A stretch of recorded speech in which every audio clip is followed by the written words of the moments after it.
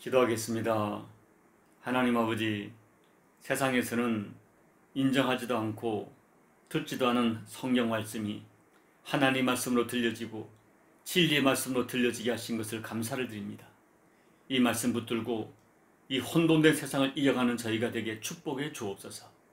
오늘도 말씀으로 우리의 영을 맑게 해주시고 말씀에 담긴 아버지의 뜻을 분별하여 그 말씀 붙들고 세상을 이기고 이 하루를 복되게 살아가는 우리 교우들 될 수 있도록 은혜 베풀어 주옵소서. 이 아침에 말씀을 기다립니다. 말씀해 주시고 말씀 앞에 결단하고 말씀을 삶에 적용하여 말씀에 담긴 능력과 생명을 체험하는 복된 하루 될 수 있도록 축복해 주옵소서.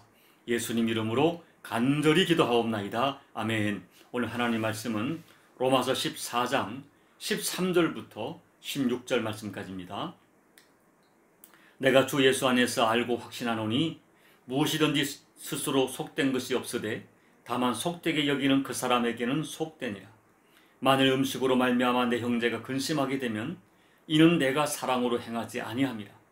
그리스도께서 대신하여 죽으신 형제를 내 음식으로 망하게 하지 말라.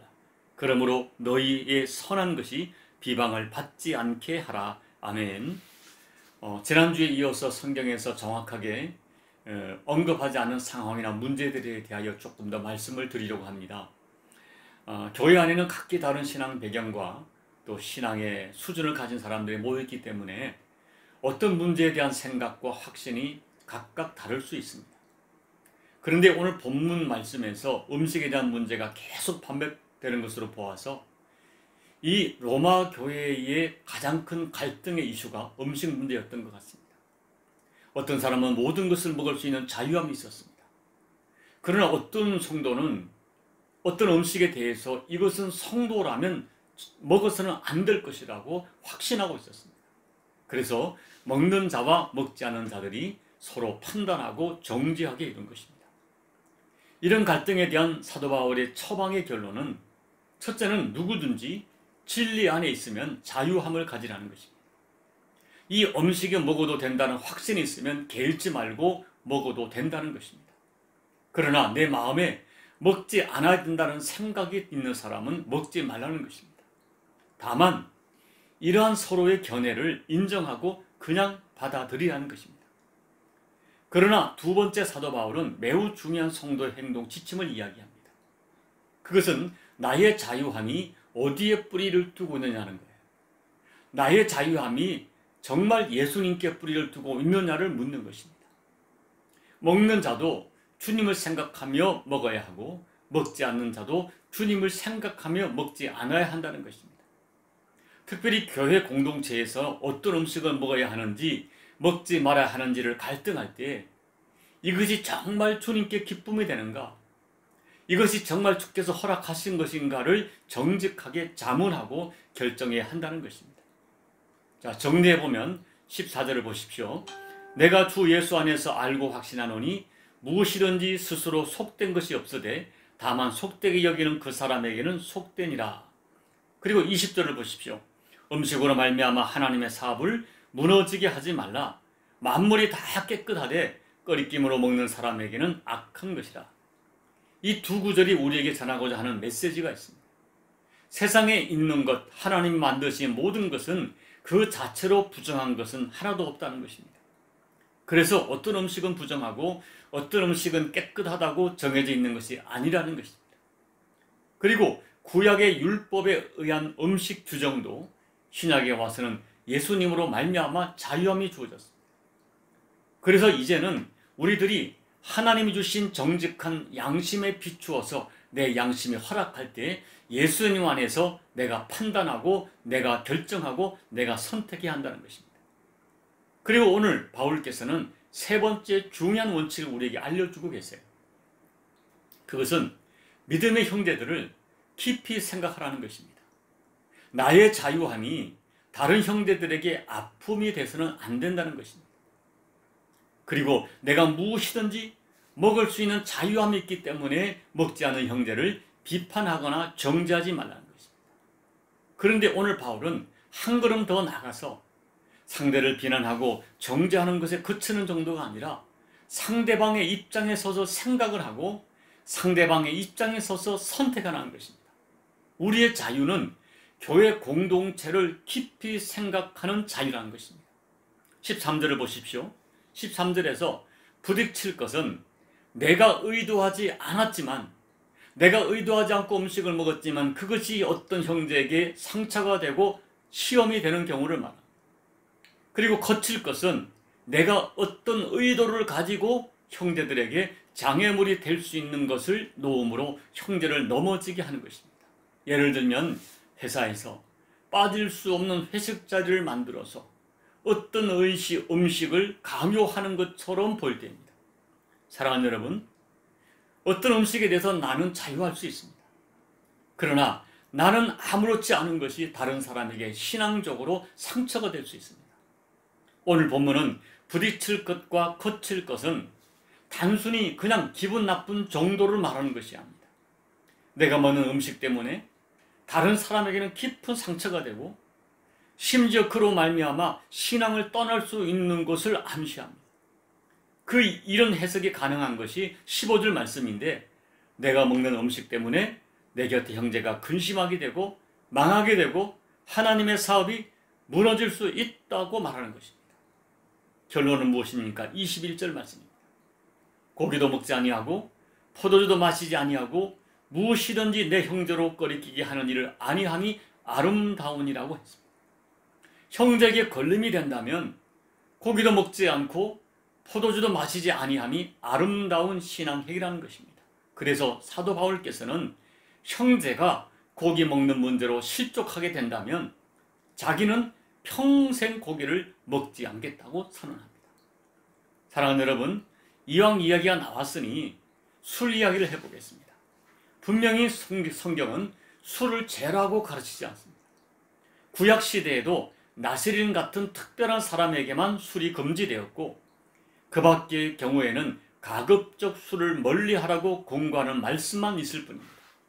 신구약 어디를 보아도 술 자체를 콕 집어서 죄라고 단정하는 구절은 없습니다. 그리고 저 역시 술 마시는 성도를 그 술 때문에 죄인이라고 생각해 본 적이 없습니다. 그러나 내가 술이 죄라고 생각하지 않기 때문에 우리가 아무렇지 않게 술을 자유롭게 마셔도 되는 것입니까? 그렇지 않다는 것입니다. 우리에게는 분명히 술을 마실 자유가 있지만, 나는 술이 죄라고 생각하지 않지만 그 자유는 교회 공동체의 형제들에게서 제한받을 수밖에 없는 자유라는 진실을 사도 바울은 강조하는 것입니다. 여러분, 다시 반복합니다. 저는 진심으로 술 먹는 성도를 정죄하지 않습니다. 그러나 한편으로 저는 분명히 알고 있습니다. 예수 믿는 직분자가 술을 취해 있는 것을 누군가가 목격했다면 그 사실만으로 충분히 상처받고 시험받을 성도들이 교회에 많다는 것을 우리는 부인할 수 없습니다. 그리고 분명히 술이 죄도 아니고 술에 대한 자유가 있지만 술이 성도와 어울린다고 생각하는 사람도 없을 것이고, 특별히 사역자와 술이 어울린다고 아무도 말하지 못합니다. 그리고 술을 즐기는 사람을 하나님이 일꾼으로 쓰신 경우도 없습니다. 왜냐하면 술과 타협하지 않는 신실한 일꾼들이 너무나 많기 때문입니다. 여러분, 저는 우리나라 1인 술 소비량이 세계에서 손꼽힌다는 사실에도 놀랐지만, 또 하나 최근에 제가 깜짝 놀랄 통계를 보았습니다. 술 소비량이 세계에서 손꼽히는 우리나라에 술을 한 모금도 마시지 않는 사람이 30%가 넘는다는 통계입니다. 여러분, 이제 말씀을 마칩니다. 내가 어떤 음식에 대한 자유함이 교회 공동체의 다른 형제들에게 부딪힐 것이나 거칠 것이 되지 않도록 정말 조심하십시오. 사도 바울처럼 내 형제가 어떤 음식 때문에 시험에 든다면 나는 그 음식을 평생 먹지 않겠다는 결단이 진정한 신앙인의 자세입니다. 그런 결단을 여러분도 한번 해보지 않겠습니까? 21절 말씀은 무엇이든지 형제가 꺼리끼는 일을 하지 않는 것이 아름답다고 했습니다. 그와 같이 내가 먹을 수 있는 자유가, 내가 먹을 수 있는 자유가 있는 음식조차도 형제를 위하여 기꺼이 포기할 수 있는 그와 같은 아름다운 삶을 선택하는 저와 여러분이 꼭 되시기를 예수님 이름으로 권면을 드립니다. 우리 찬송가 218장을 찬양하겠습니다. 내 맘과 정성을 다하여서 주 너의 하나님을 사랑하라. 내 몸을 아끼고 사랑하듯 형제와 이웃을 사랑하라. 주께서 우리에게 명하시니 그 명령 따라서 살아가니 널 미워해치는 원수라도 언제나 너그럽게 사랑하라. 널 핍박하는 자 위해서도 진실한 마음으로 복을 빌라. 주께서 우리에게 명하시니 그 명령 따라서 살아가리. 나 항상 주님을 멀리하고 형제를 사랑하지 못하였다. 이러한 죄인을 사랑하사 주께서 몸 버려 죽으셨다. 속죄의 큰 사랑 받은 이 몸 내 생명 다 바쳐 충성하리. 아멘. 하나님 아버지, 속죄의 큰 사랑 받은 저희들이 누군들 사랑하지 못하겠습니까? 그런데 주님, 저희가 잘 사랑하지 못합니다. 나와 같지 않은 자를 얼마나 많이 판단하는지 모릅니다. 내가 선택한 진리, 내가 쌓아온 어떤 신앙적 윤리가 유일한 것처럼, 반드시 지켜야 할 진리인 것처럼 생각하여 나와 같지 않은 사람을 얼마나 많이 판단하고 정죄하지 모릅니다. 하나님 아버지, 오늘 사도 바울의 심정을 주십시오. 내 형제가 만약 음식으로 시험에 든다면 내가 평생 고기를 먹지 않겠다는 사도 바울의 선언이 우리들의 선언이 될 수 있도록 우리에게 믿음을 더해 주옵소서. 나는 넉넉히 먹을 자유함이 있지만은 그 음식이 어떤 형제에게 아픔이 되고 골림이 되고 거칠것이 된다면 기꺼이 그 음식 먹기를 포기하고, 아니 평생 그 음식을 먹지 않겠다는 선언이 우리 선언이 되어서 하나님 앞에 너의 행동이 아름답다, 하나님께 칭찬받는 우리 모든 교우들이 될 수 있도록 은혜 베풀어 주옵소서. 예수님 이름으로 간절히 소망하며 기도하옵나이다. 아멘. 사랑하는 여러분, 나의 자유함이 형제에게 거칠것이 된다면 그 자유함을 영원히 포기하겠다는 사도 바울의 선언이 아름답지 않습니까? 나는 고기를 먹을 자유가 있지만은 그 어떤 고기 때문에 형제가 시험에 든다면 내 평생에 고기를 먹지 않겠다는 바울의 선언을 여러분 한번 해보지 않겠습니까?